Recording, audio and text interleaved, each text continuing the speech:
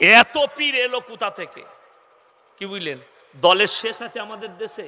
যেমন আপনাকে বলে দিই, আমি একবার, সবাই আমার সঙ্গে বলুন আলহামদুলিল্লাহ, আরো জোরে বলুন আলহামদুলিল্লাহ। এই যে বললেন, কই কেউ গড়াগড়ি মারলো না তো, কেউ ডিগবাজি মেরেছে আলহামদুলিল্লাহ বলার লেগে?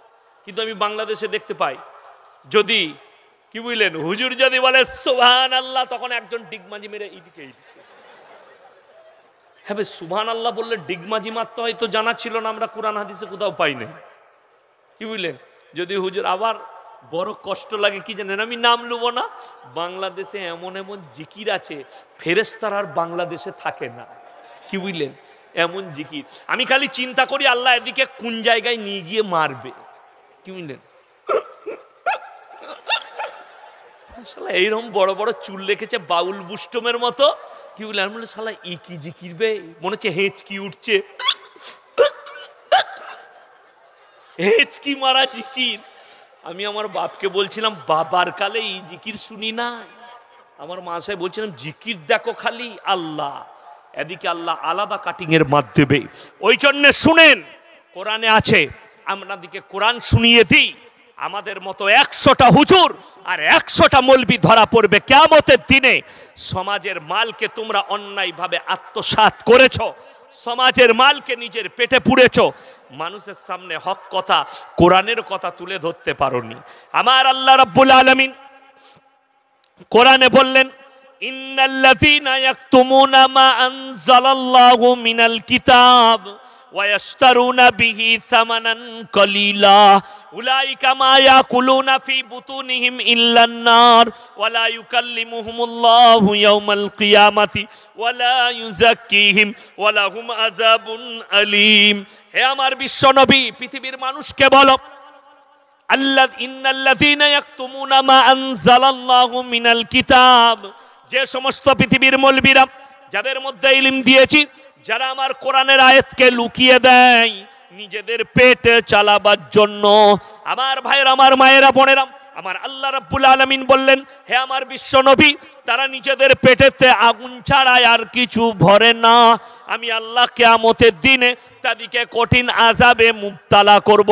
আমার ভাইয়েরা, আমার মায়েরা, বোনেরা, আমার নবী বিশ্ব নবী বলেছেন, এক শ্রেণীর আলেমকে কিয়ামতের দিনে বিনা হিসাবে তাদের গিরেবানটা ধরে জাহান্নামে নিক্ষেপ করা হবে। কেন জানেন? তাদের চোখের সামনে অন্যায় হবে আর প্রতিবাদ করবে না, তাদের চোখের সামনে গুনার কাজ হবে আর প্রতিবাদ করবে না। আমি চ্যালেঞ্জ ছুড়ে বলে যাচ্ছি, কেউ যদি আমাকে জিজ্ঞেস করেন বেটার বিয়েতে গান বাজনা করব, তো আমি তোমাকে জুতো করে বাড়ি মারব।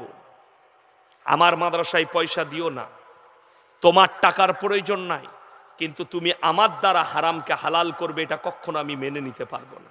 তুমি সুদ খাবে, আমার মাদ্রাসায় টাকা দাও বলে তোমাকে সুদটাকে হারাম বলবো না, সেই মৌলবি ইয়াসিন লয়, আমি সে কোয়ালিটি লয়, আমার মাদ্রাসায় দান করো না।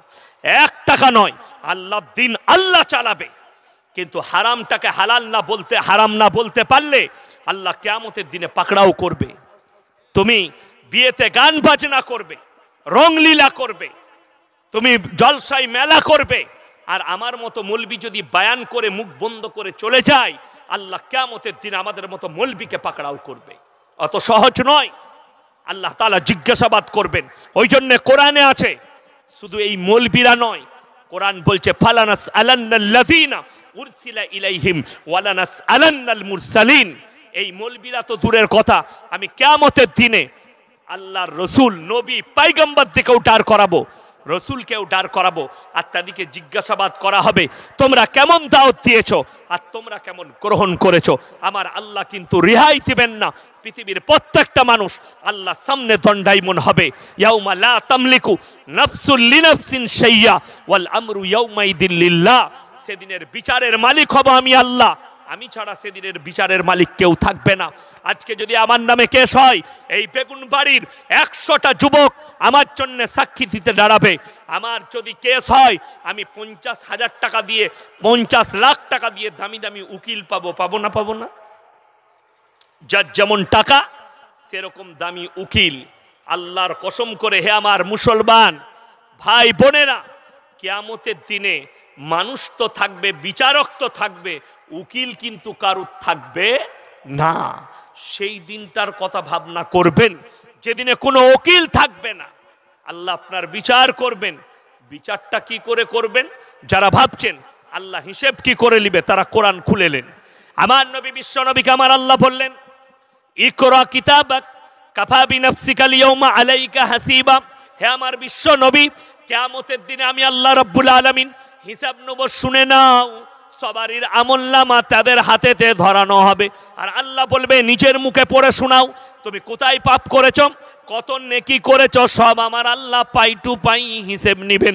আমার ভাইয়ের, আমার মায়েরা, বোনেরা, কান খুলে শুনে নেন। আল্লাহ পরের আয়াতে বললেন, মান ইহতাদা ফাইন্নামা ইয়াহতাদি লিনাফসি ওয়া মান দাল্লা ফাইন্নামা ইয়াদিল্লু আলাইহা ওয়া লা তাজিরু ওয়াজিরাতুন বিজরা উখরা ওয়া মা কুন্না মুআযিবিনা হাত্তা নাবআসা রাসূলা। জোরে বলুন সুবহানাল্লাহ। আল্লাহ এখানে কি উপদেশ দিলেন?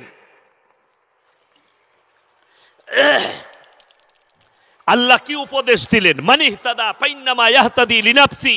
শোনো, যারা হিদায়েত প্রাপ্ত হয়েছে তারা নিজের জন্যই হিদায়েত প্রাপ্ত হয়েছে।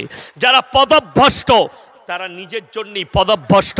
আর কিয়ামতের দিনে তাদের জন্য, যারা পদভ্রষ্ট হবে তাদের জন্য কোনো সুপারিশকারী থাকবে না। যারা মনে করছেন আমি মুসলমান, আমি যাইবা করি, আল্লাহর নবী কিয়ামতের দিনে আমাদের জন্য সুপারিশ করবেন, ভুল কথা। আল্লাহ রাব্বুল আলামিন তিনার নবীজিকে অর্ডার দিবেন, আর নবীজি সুপারিশ করবেন একমাত্র মুমিনদের, ইমানদারদের, তাদের উপরে নবীজি সুপারিশ করবেন। কোথা থেকে পাবে? আমাদের দেশের লোক তো মিলাদ পড়িয়ে লোককে জান্নাতে ঢুকিয়ে দেয়, দেয় না? মিলাদ পড়িয়ে লোককে জান্নাতে ঢুকিয়ে দেয়। 3 বোতল মদ খেয়ে মারা গেছে বেলডাঙ্গা বাজারে, বলে কোনো চিন্তা নাই, হুজুরকে দাওয়াত দে, দেশি মুরগি খাই দিবি, 2000 টাকা দিবি, জান্নাত রেডি। রব্বানা আতিনা ফিদ দুনিয়া, আল্লাহ মুখের বাপকে জান্নাতে বিরহমাতিকা ইয়া আরহামার রাহিমিন, মুরগি নিয়ে এসে দে, রুটি চালিয়ে দিলে। কিন্তু এই জানে না যে একে কি কেলানি দিবে। মাতালকে জান্নাতে দেবে তুমি? তোমাকে কে সাহস দিলে? গাঁজাখোরকে জান্নাতে দিবে? শোনো, যদি মুসলমান ঘরে কেউ জন্ম নেয় আর যদি প্রকাশ পেয়ে যায় যে বেগুনবাড়ির এই ছেলেটা নাস্তিক, আল্লাহ মানে না, কোরআন মানে না, দিন মানে না, আল্লাহ রসুলকে মানে না, এই ধর্মকেই বিশ্বাস করে না, লেখেলেন, কাগজ থাকে তা নোট করুন, তার জানাজার পড়া লাগবে না, তাকে গঙ্গায় ফেলে দিয়েছো, কুকুরে খাক আর শিয়ালে বিড়ালে খাক, কিন্তু তার দাফন কাফন করা যাবে না। যদি প্রকাশ পেয়ে যায় নাস্তিক, প্রকাশ পেয়ে যায় কাফের, তো তার জন্য জানাজা লাগবে না।